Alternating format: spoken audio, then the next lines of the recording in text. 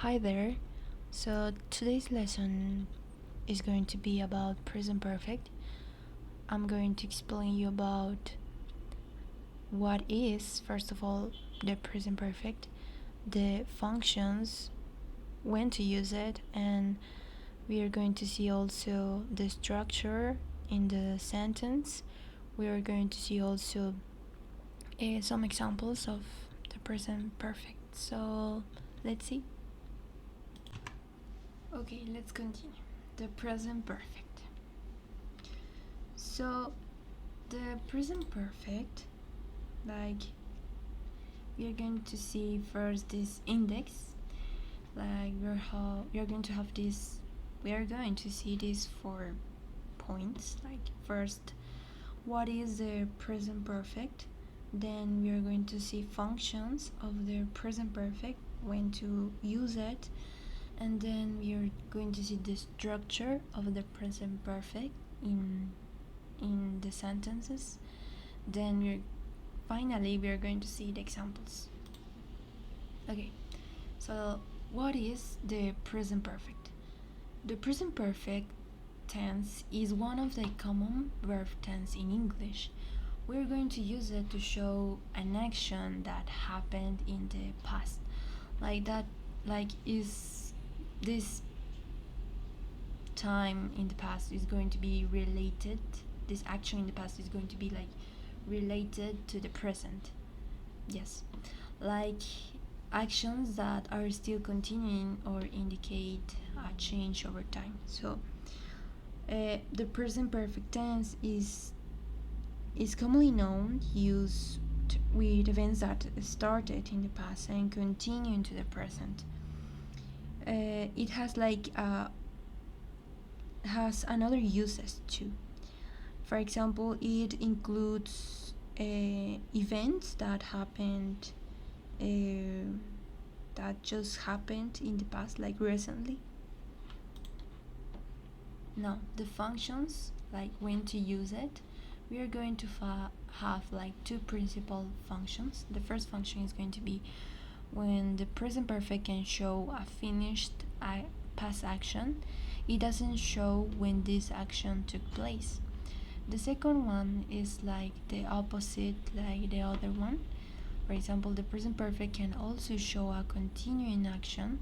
It shows that action that started in the past and continues to the present, and it also can continue in the future too. So, the structure.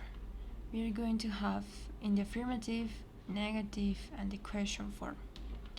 We are going to use have, has, like our auxiliaries, and then we are going to use the verb but in the past participle. So first we are going to have our subject, our pronouns, and then we are going to have the auxiliary, have or has. The third person singular use has, and then we are going to use the verb like do but in the past participle. And in the negative form we are going to have our subject, then these constructions, like this is have not or has not, but in the contraction is haven't and hasn't. Then we are going to have our verb in the past participle form. First, as I said, first we are going to have our subject plus the negative auxiliary form like haven't and hasn't, and then we are going to have the verb like spoke but in past participle spoken, like you haven't spoken or she hasn't spoken. In the question form we are going to put our auxiliaries before the subject, and then after the subject we are going to have the verb in past participle form.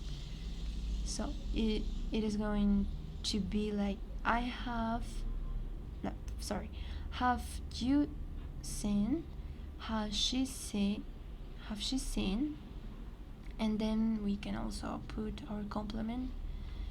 So let's continue.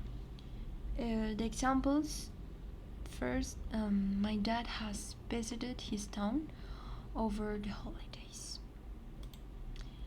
I have studied French for 1 year and it's still difficult to understand. My sister and I have just seen Petit la Fea.